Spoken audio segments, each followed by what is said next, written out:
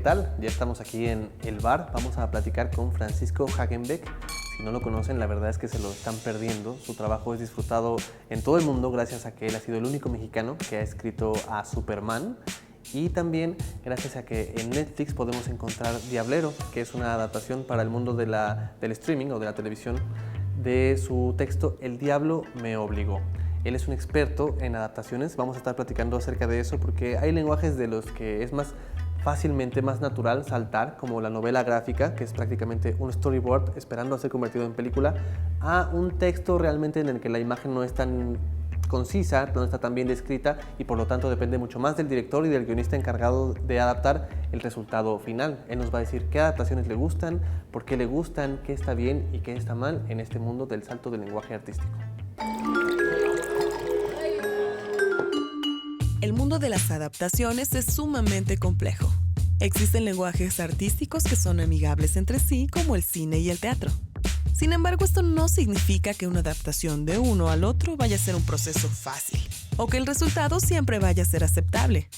Existen adaptaciones al cine que parten de trabajos literarios y que son pésimas, de acuerdo a los fans de las sagas. Por ejemplo, El Hobbit, llevada al cine por Peter Jackson, que agrega muchas cosas innecesarias para sacar más de 10 horas de filmación a un libro de menos de 300 páginas. Lorax está basada en un cuento de Dr. Seuss, quien claramente tenía en mente dar un mensaje universal acerca del cuidado de los bosques, cosa que se pierde absolutamente en el filme, lo cual enojó a quienes conocían esa historia desde pequeños. Para una adaptación de calidad, hay varios factores que intervienen. Lo poco o mucho que intervenga el guionista en la producción sin duda puede ser un factor. Y así lo es en el filme Adaptation, de uno de los guionistas más famosos de la actualidad en el mundo del cine, Charlie Kaufman, que ha hecho otros guiones tan excelentes como Estrafalarios. Por ejemplo, John Malkovich.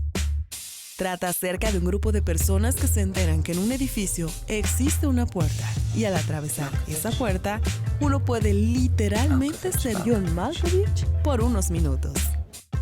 También existen adaptaciones reconocidas por la crítica como El Señor de los Anillos, que también es de Peter Jackson y que no solo está relativamente bien apegada a la historia que narró Tolkien, además no agrega aspectos sin sentido a la trama, a diferencia de su trabajo posterior con El Hobbit.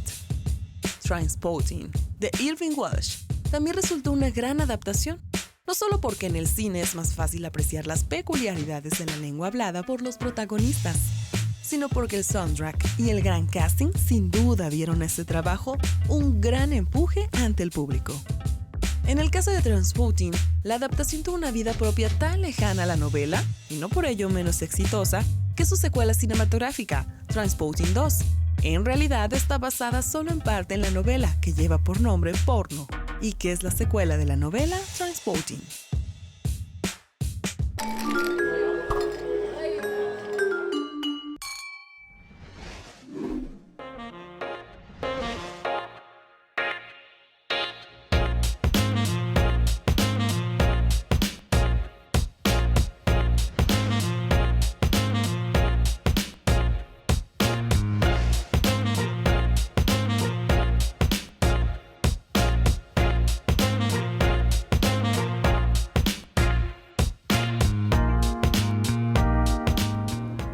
¿Qué tal? Está conmigo Francisco Hagenbeck. Bienvenido. Me interesa mucho tu opinión acerca de la relación que, como yo lo entiendo, tú me dirás si estoy bien o estoy mal, tienen la televisión y la literatura y cómo se ha ido estrechando últimamente. Y me interesa saber si tú crees que es algo bueno, es algo malo, siempre ha estado ahí. Yo creo que es un fenómeno nuevo, realmente con el nacimiento de estas series de televisión o miniseries en televisión de paga. En la búsqueda de nuevos contenidos han encontrado una fuente de ideas, la literatura, pero sobre todo en Estados Unidos y en Europa. Es un factor que todavía no es común y que apenas estamos viendo en México, ¿no? Hay muy pocas series aún, 2, 3 que están basándose en libros en México. Yo creo que es es interesante porque todo el mundo dice que el nuevo cine de calidad se está haciendo ahorita en la televisión. Las razones son porque desde luego tienen mejor producción, mejor tiempo para poder extender los temas y pueden escoger temas muy variados, a diferencia del cine, que el cine se está yendo más por el entretenimiento barato. Entonces yo lo veo bien, es un fenómeno nuevo. Creo que es interesante el matrimonio entre la literatura y la televisión, y creo que va a seguir de la mano durante mucho tiempo, y todavía nos falta encontrarlo aquí en México, ¿no? Apenas hay, pues que yo sepa, prácticamente 2 series nada más basadas en 2 libros. La televisión históricamente carga con este peso de ser, como para muchas personas, lo opuesto a la cultura, y la literatura como todo lo contrario. Entonces a mí me interesa saber también qué te parece, como si se unen, si esta relación sí se va estrechando.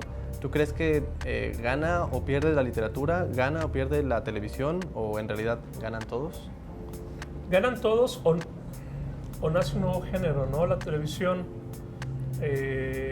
la caja idiota que le llamaban, ha cambiado radicalmente el contenido de la televisión con el siglo XXI, que ha mejorado los contenidos y han mejorado totalmente las historias, pero también la manera de hacerlos, la manera de narrar y la calidad histriónica y literaria que tiene. Entonces yo creo que ganan los dos porque se retroalimentan unos a otros. Creo que a fin de cuentas es una guerra o un conflicto donde el ganador es el lector o la persona que ve la tele, el público. ¿Y pensarías que, por ejemplo, ahora con esta industria de billones de dólares que es el consumo, pensemos en Netflix, en Amazon, la gente que escribe, a lo mejor ahora antes escribía y quería que el resultado fuera una novela, una serie de cuentos, y eso era lo que tenía en mente, algo para el lenguaje literario y para el consumo literario. Y ahora, como a lo mejor por subirse a esta industria, uno podría pensar que ahora piensan en algo que eventualmente va a ser adaptado a un guión. Eso no necesariamente, no está ni bien ni mal, pero ¿tú crees que la forma en que se consume ahora la literatura a través de la televisión va a afectarla? En el mercado anglosajón sí. En el mercado anglosajón es más que obvio que ya muchos productos literarios van pensados para la adaptación a la televisión. En México estamos a años luz de que suceda. A ver, número uno, en México no narramos historias. No hay grandes personajes, perdón que lo diga, no hay grandes personajes, no hay grandes series, no hay contenidos que sean filmables. Es muy complicado, las novelas son más de forma, de idea y de concepto que de historia. Realmente hasta ahorita hay pocas historias que pueden ser adaptables, y eso es 2 factores. Uno, que tenga una historia con un principio, un medio y un final, un desarrollo, y 2, sobre todo, personajes. Las series de televisión no son historias, son personajes, porque a fin de cuentas lo que quieren es que dure 4 o 5 temporadas. Entonces lo importante es el ambiente y los personajes. Y eso es de lo que más escaseamos en la literatura mexicana. A tal es el grado que yo pregunto, ¿cuántos personajes de la literatura mexicana hay entrañables? Es más, te lo volteo. Dime nombres de personajes de la literatura mexicana entrañables.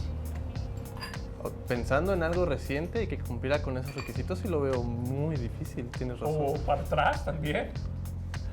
¿Y tú crees que esta búsqueda, por ejemplo, a lo mejor uno hubiera narrado antes alguna historia, como que la literatura, pensemos en el mercado y en la poesía y cómo se lleva medio mal con el mercado en general de la venta de libros? Entonces a lo mejor ahora la gente va a dejar de hacer eso, que el hecho de que existiera ya tenía cierto mérito, y ahora se va a enfocar un poco más me refiero porque los estándares de consumo en la televisión son en muchos casos el resultado más bien de un estudio de mercado y no de lo que el artista querría hacer y que él mismo consideraría como arte, o a lo mejor se encuentran más o menos en medio. Eso podría ser a que las historias, la manera de contar historias y las historias que se cuentan se estandaricen, se aplane un poquito la manera de contar historias. No lo creo. Todavía no va a afectar. Para eso tendría que haber el mercado. Como te había comentado, Que yo sepa, hay 3, 4 novelas que han sido compradas hoy a la fecha. Conozco nada más de 3 novelas que han sido compradas para serie de televisión. Necesitas tener un referente como autor, así de, mira, este ya tuvo un éxito, entonces ahora voy a escribir algo. Gracias. ¿Qué tiene, Julio? Se llama mezcalito, sabrosura. Es mezcal con jugo de naranja, un poquito de jugo de limón, un chorrito de jarabe endulzante y un chorrito de agua mineral. ¿Y acá? Y el otro es tequila reposado con jugo de piña y un poquito de jugo de limón. Salud. Salud.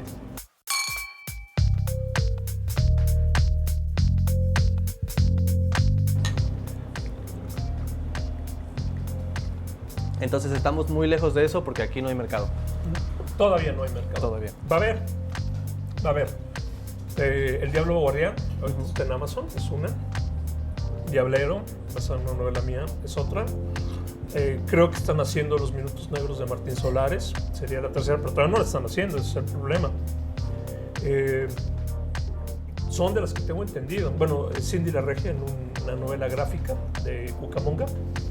Y hasta ahorita son de los que... Bueno, el Complot Mongol de Rafael Bernal y nada más.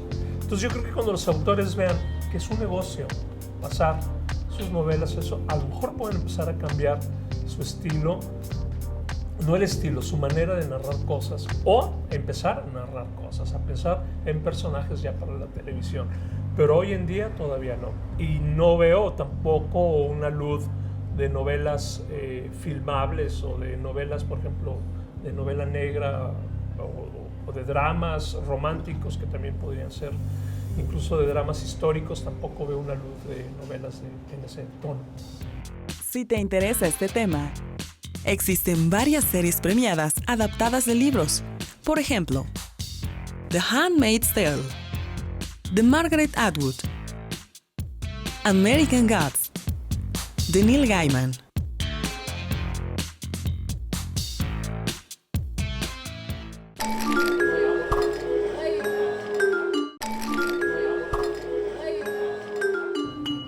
¿Tú pensarías, ya hablando de ti, que la manera en la que te planteas cómo vas a contar una historia, cuál va a ser el resultado, ha cambiado a raíz de que estás más involucrado con el contenido que va a ser adaptado a otra parte? No. Quizás la ventaja que yo tengo es que mis raíces ya tienen que ver con el imaginario visual, porque mis raíces son totalmente de narrativa gráfica, de cómic. Entonces ya desde entonces mi literatura es muy visual, y eso yo creo que ha sido uno de los factores que ha ayudado para que sean más fáciles de ser transportadas a la pantalla. Bernardo Fernández, por ejemplo, es un hecho de que también yo creo que sus novelas son muy fáciles de pasar a la pantalla porque trae este imaginario visual de la novela gráfica. Entonces no, realmente no lo ha cambiado porque ese es parte de mi estilo ya. Entonces realmente la hago y espero que la lean, y si llega a ser pasada a algún otro medio, pues para mí es maravilloso, pero es tan... El negocio de la televisión y del cine es tan complicado y tan caprichoso que nunca sabes. Por ejemplo, una de mis novelas, La Primavera del Mal, desde que la terminé yo dije, esta es la más filmable, esta puede ser una gran serie de televisión, y no ha pasado nada con ella, y en cambio otras novelas mías sí hay más interés de pasarlas. Y para ti, que tienes mucho mejor vocabulario en cuanto, por ejemplo, a comparar el producto, la fuente, el libro, la novela gráfica, a la televisión o el cine, ¿a ti te parece, tienes algún ejemplo de que digas, esta adaptación estuvo increíble, esta adaptación demeritó el origen por completo, el producto? ¿De mis obras o de cualquier otra? De cualquier otra. De cualquier otra. Generalmente no me gustan cuando las obras se apegan mucho cuando la adaptación se pega a las obras. Creo que son dos medios distintos y que tiene que haber adaptaciones, que hay que hacer cambios en cada parte para que funcionen mejor. Una de las buenas adaptaciones que vi últimamente fue la de Gone Girl, esta película de Ben Affleck, de Gillian Flynn. Me gustó mucho la novela y la adaptación es bastante buena, incluso cambiando el final, o sea, haciendo algunos cambios. Creo que uno de los factores que fue tan buena la adaptación es que la misma escritora hizo el guión, que no necesariamente es bueno. Generalmente los escritores son malos guionistas, pero creo que es de las últimas novelas que he visto que me han gustado mucho la adaptación. ¿Tú pensarías que la relación que tú como autor tienes, por ejemplo, tú has sido traducido a 21 idiomas, se parece a la que tendrías con la persona que va a adaptar tu trabajo? ¿O lo dejas que...? Sí, siempre dejo, al contrario, les digo, hagan, es tuyo, ya no es mío, y cámbienle todo lo que quieran. Las adaptaciones que se han hecho hasta ahorita míos la han cambiado mucho, muchísimo, y yo creo que es lo mejor. Creo que es lo mejor porque incluso te alejas de la comparación y vuelven ellos mismos, como el caso de Juan Manuel Cravioto, que está haciendo El Diablo me obligó. Realmente está haciendo una versión libre de mi libro, entonces eso le ayuda mucho a crear su propia obra, aún basada en mis personajes, pero es su propia obra, es como mismo universo, distinta historia. ¿Y con un traductor harías lo mismo? Con un traductor siempre lo he dejado, y sobre todo con idiomas complicados como el chino, el finlandés, pues realmente no tengo la manera de saber si se hizo una buena o una mala traducción. He trabajado de la mano con muy pocos traductores. Con el inglés, Tanya Huntington, siempre trabajo de la mano con ella.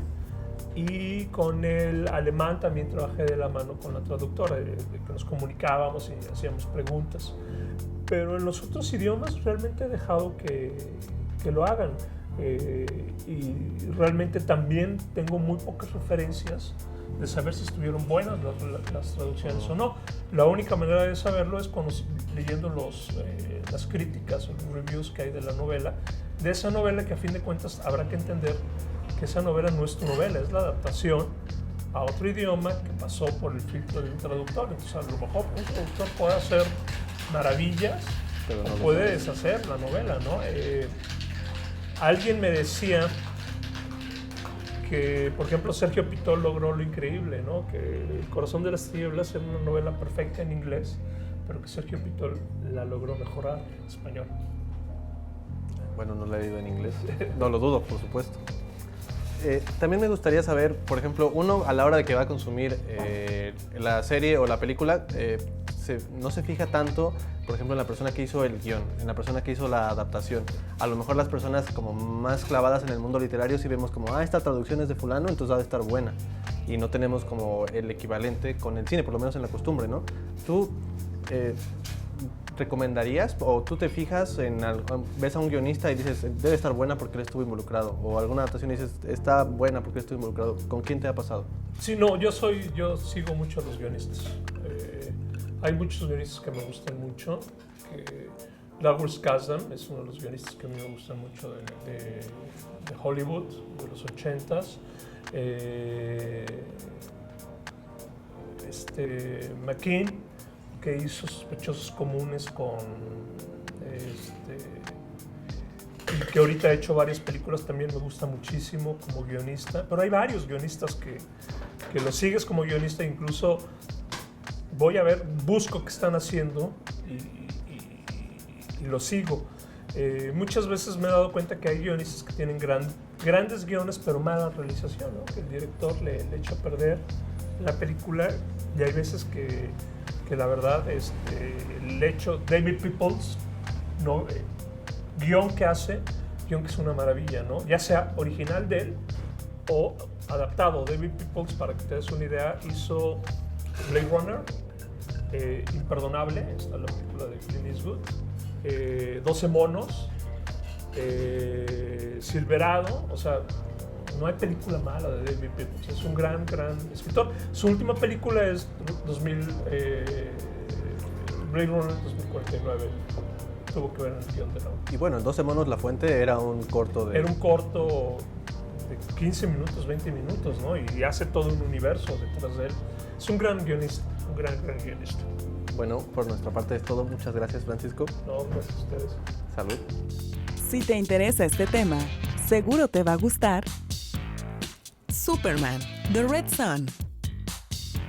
Synecdoche, New York, de Charlie Kaufman. El diablo me obligó, ganadora del premio Nocte al mejor libro extranjero.